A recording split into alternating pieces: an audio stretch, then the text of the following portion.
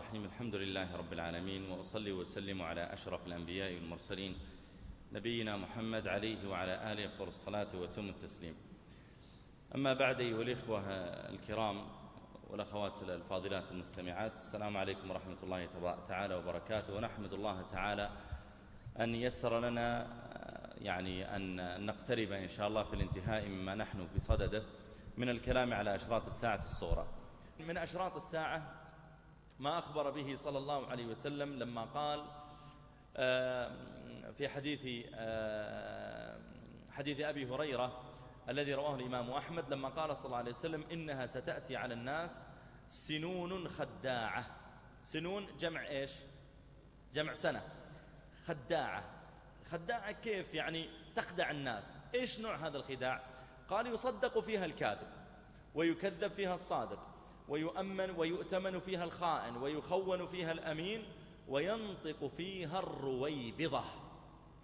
قالوا: وما الرويبضة يا رسول الله؟ هذه كلمة جديدة على الصحابة، ما قال ينطق فيها الفاسق العاصي، لا، رويبضة. قالوا: إيش هذه أول مرة نسمعها، ما هو الرويبضة يا رسول الله؟ قال السفيه يتكلم في أمر العامة. وفي حديث آخر قال: الرجل التافه يتكلم في أمر العامة. بالله عليكم يا جماعة، ما تلاحظون أحيانا تأتي مقابلة مع لاعب كرة، مع ثاني ابتدائي، وتعلم في الحواري كيف يلعب كرة، ثم بعد ذلك يعملون معه مقابلة على الهواء مباشر يحضرها مليونين، ثم يقولون له: ما رأيك الآن في اللي تفعل أمريكا بالمسلمين؟ واحد منهم يا جماعة لاعب كرة في مقابلة قالوا له: ما رأيك في تعدد الزوجات؟ هذا الحديث. الرجل التافه يتكلم في، وبدأ يتفلسف. يا ليته قال: لا يا أخي، اسألني كيف تشوت البلنتي ومتى يكون فاول وإذا كانت كورنر من اللي هذا أجاوبك، لكن الدين ما عندي علم. يا ليته قال هالكلام، أو يا ليته أجاب بعلم. لا، بدأ يخبص: والله أنا أرى، وبدأ يتكلم بكلام تافه لا ينبغي أن يستمع إليه. فالمقصود من هذا أن طبعا لا أعني أن جميع اللاعبي الكرة هم على هذا الحال، عفوا، لا، فيهم إخوة أفاضل بيننا وبينهم علاقة، وناس جامعيون وجزاهم الله خير، وينضبطون في أكثر الأحيان بالضوابط الشرعية، وبعضهم أيضا لنا به اتصال ويحضر دروس علمية. لكن الذي أعنيه أن من كان يتكلم في أمر العامة وهو ليس أهلا لذلك، سواء كان لاعب كرة أو مغني أو ممثل أو قل غير ذلك من الأمور التي صدر للناس وهو ليس أهلا للتصدر. هذا كلام النبي صلى الله عليه وسلم، أن الرجل التافه يتكلم في أمور العامة، وتجد الأسافل من الناس يرفعون على خيارهم ويستشارون في أمورهم دون غيرهم. وفي حديث جبريل الطويل قال صلى الله عليه وسلم لما قال جبريل: حدثني عن أشراطها، قال: إذا كانت العراة الحفاة رؤوس الناس فذاك من أشراطها. والحديث رواه مسلم. وفي الصحيح قال صلى الله عليه وسلم: إذا أسند الأمر إلى غير أهله فانتظر الساعة. وكذلك في حديث أبي هريرة قال صلى الله عليه وسلم: من أشراط الساعة أن يعلو التحوت الوعول. اللي تحت يعلو على الذي في الأعلى، تحوت جمع تحت، والوعول جمع أعلى.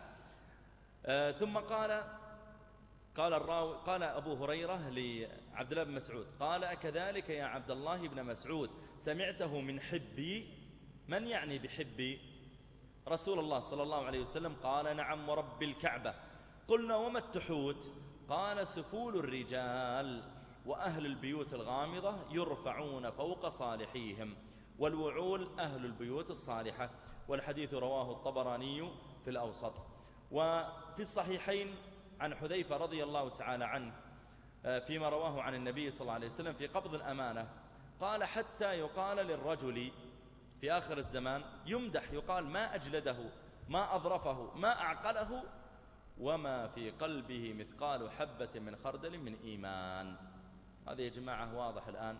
كم يوجد الآن من المغنيات ومن الممثلات يعمل لها أحيانا المقابلات على هواء مباشرة، وتتكلم فيما أرادت، وترفع وتعطى لها الهدايا والأموال، وتتبنى. أحيانا يأتيك مغني ناشئ يتبناه بعضهم، يتبناه فنيا حتى يظهر. هذا مصداق كلام النبي صلى الله عليه وسلم أنه يرتفع الأسافل.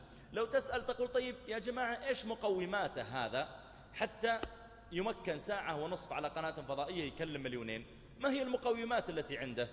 ليس عنده أي مقومات سوى أنه مثل أو تعرى أو تعرت، وكلما قل أدبه زادت شهرته، وكلما استطاعت أن تتكشف أكثر رفعت أكثر، كما هو واقع الآن.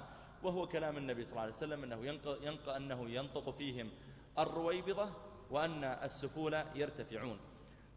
كذلك من أشراط الساعة ظهور الكاسيات العاريات، وهذا قد تكلمنا عنه فيما سبق، فنسوق لكم الأحاديث فقط.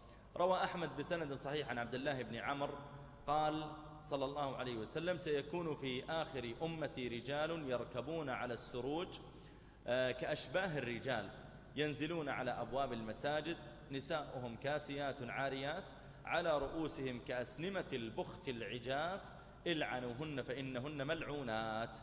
قوله صلى الله عليه وسلم رجال يركبون على السروج كأشباه الرجال ينزلون على أبواب المساجد، يعني هؤلاء يمرون وليسوا من أهل الصلاة، إما أن يمر بالمسجد مثلا مرة من المرات صلى أو في مناسبة أو نحو ذلك، ويكون ممن يعني له هيئة ومظهر عظيم، ونساؤهم كاسيات عاريات.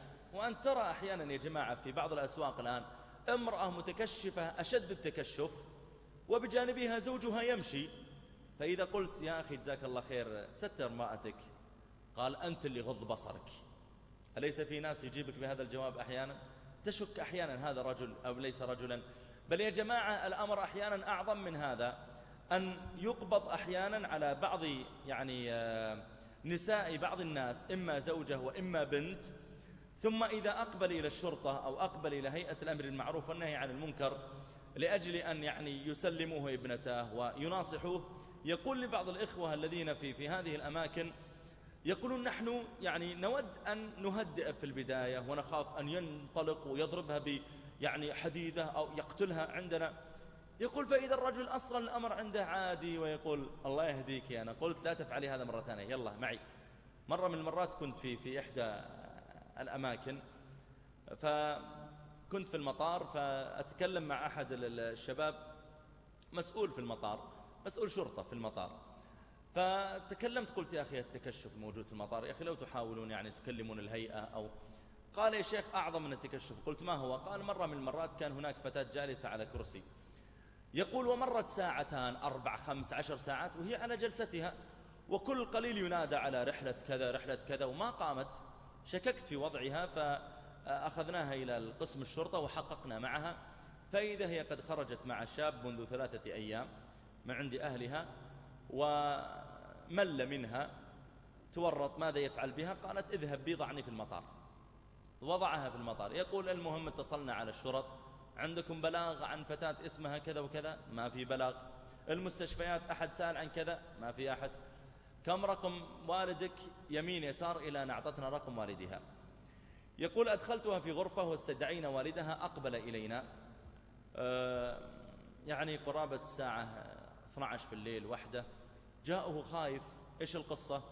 يقول فكنت أنا خايف عليها لا يقتلها عندي وأتورط وتصير عندي قضية قتل، فبدأت أهدأ وأقول تعرف يعني الزمن هذا فيه فتن والواحد يعني. قال عجل أنا إيش القضية يعني؟ أنا بذهب أكمل نومي.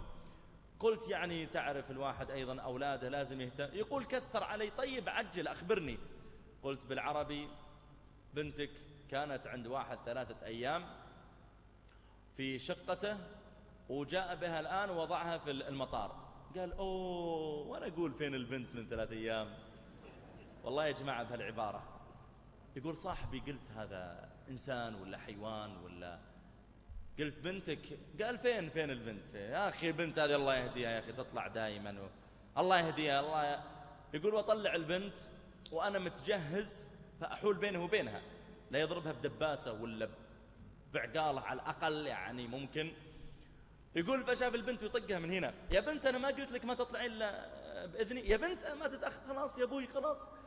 يلا راحوا البيت، خلصت القصة. بالله عليكم يا جماعة، أليس هذا مصداق قول النبي صلى الله عليه وسلم كأشباه الرجال؟ ها؟ كأشباه الرجال. هل هذا رجل بالله عليك يا جماعة؟ طبعا أنا ما أقول يقتل بنته، لا، ما يجوز يقتل بنته، لكن على الأقل يا أخي أن يغضب، أن يتبين يعني أنه ينكر هذا ولو بقلبه عليها. لكن يقول أنا أقول فين البنت من 3 أيام؟ مجنون؟ من 3 أيام ما تدري وين بنتك، ولا بلغت شرطة، ولا ذهبت تبحث عنها، ولا شيء. طبعا هذه قد تكون قصة عجيبة فعلا، لذلك أوردتها. ولا إن شاء الله تعالى مجتمعات المسلمين يعني في كل بلاد المسلمين عندهم إن شاء الله تحفظ وتمسك، لكن لغرابتها أوردتها، وأخشى أنه مع كثرة يعني تكشف النساء ونحوه أن تبدأ الغيرة تذهب من قلوب الرجال. وقال صلى الله عليه وسلم أيضا في حديث أبي هريرة عند مسلم، وهو حديث مشهور: صنفان من أهل النار لم أرهما، قوم معهم سياط كأذناب البقر يضربون بها الناس، ونساء كاسيات عاريات. قيل كاسيات الثياب وعاريات من الأخلاق، وقيل كاسيات عاريات يعني تلبس ثيابا لكنها ثياب ضيقة. وقيل كاسية أن تكسو ما لا يفتن وتخرج ما يفتن. يعني الآن بعض النساء تكون قبيحة سبحان الله، لكن تلبس لبس معين وتضع العباءة بشكل معين، وتلبس مثلا بنطلون وترفع العباءة وتخرج شيء من وجهها ومدري إيش. فلو أنها تكشفت كلها يمكن ما تفتن أحيانا، لكن لما أظهرت بعض يعني ما تتغنج به عند الآخرين، هذه هي الكاسية العارية. وكذلك قال صلى الله عليه وسلم، أو قال أبو هريرة: من أشراط الساعة أن تظهر ثياب يلبسها نساء كاسيات عاريات. كذلك من أشراط الساعة صدق رؤيا المؤمن، فكلما اقترب الزمان وكلما قربت الساعة كثرت هذه العلامة، وهو أن يرى المؤمن العلامة فتقع كما رآها. في الصحيحين عن أبي هريرة رضي الله تعالى عنه قال: إذا اقترب الزمان لم تكد رؤيا المسلم تكذب، وأصدقكم رؤيا أصدقكم حديثا. قال: ورؤيا المسلم جزء من 45 جزءا من النبوة. لم تكد رؤيا المؤمن تكذب.